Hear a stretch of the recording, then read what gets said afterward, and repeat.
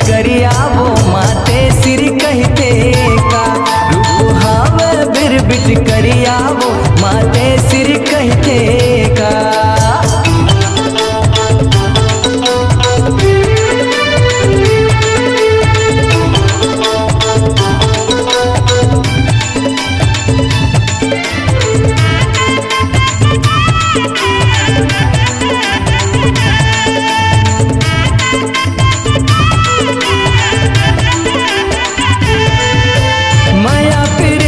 किस्सा है भारी शिव शिवानी समाए हो रूप हवे तुर बिरबिट करिया काल बरन ते जनाए हो।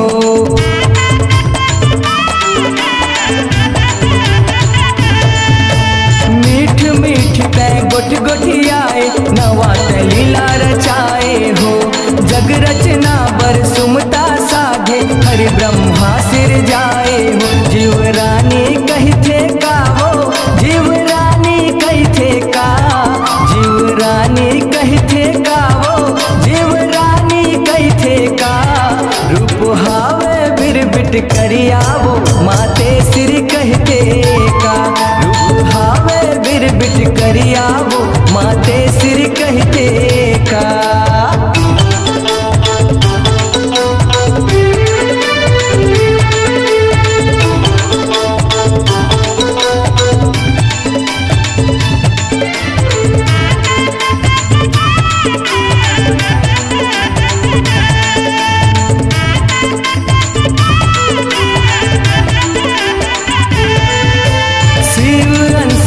रूप बिसरा थे तीन रूप महतारी हो तीन रूप तेरी हरिणी पद है सृष्टि करे सिंगारी हो।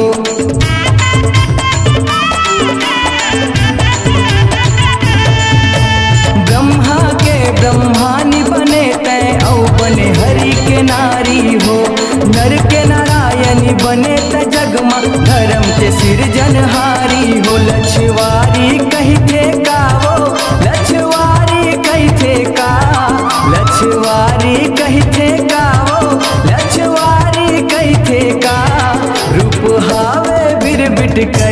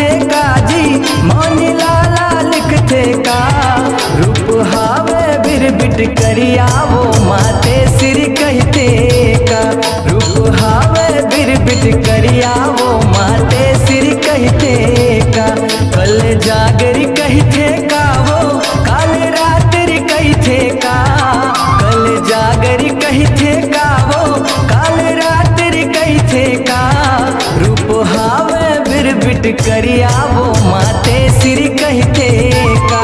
रूप हावे बिरबिट करिया वो माते सिर कहते का। रूप हावे बिरबिट करिया वो माते सिर कहते का। रूप हावे बिरबिट करिया वो माते सिर